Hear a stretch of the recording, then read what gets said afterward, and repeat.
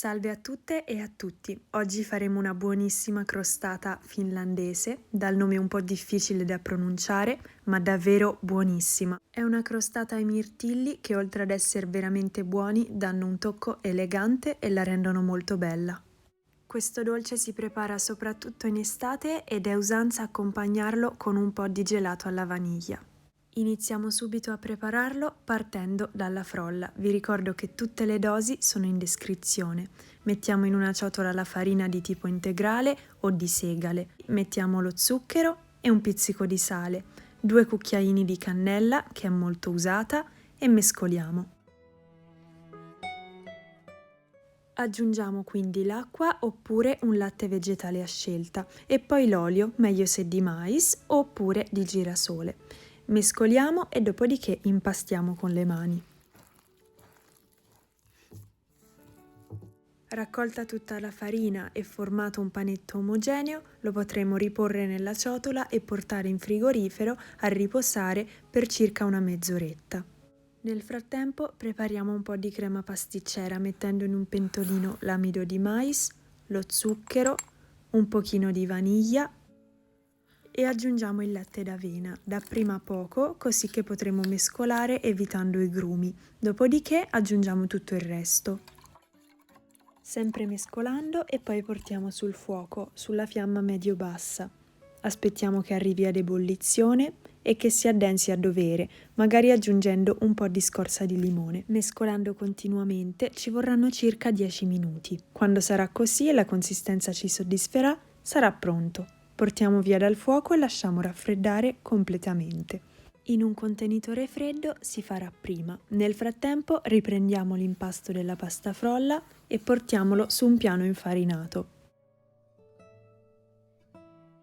Io ne taglio via circa un terzo perché userò una teglia da 22 cm di diametro, perciò il resto lo congelo.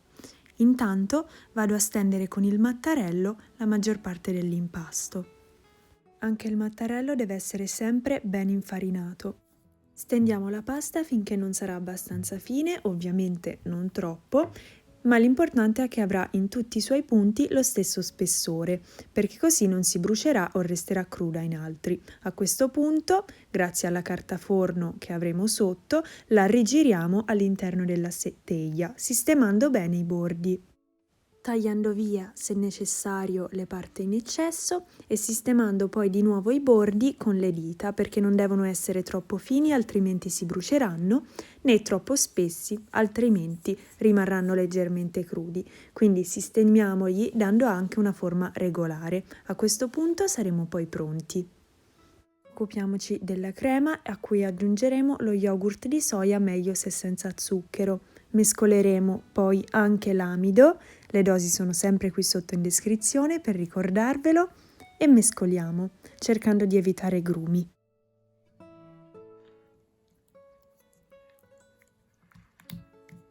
Non appena la crema sarà ben omogenea, la versiamo nella pasta frolla.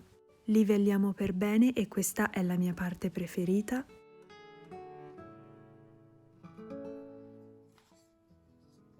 Scuotiamo delicatamente per far sì che la superficie diventi più liscia e prepariamoci i mirtilli.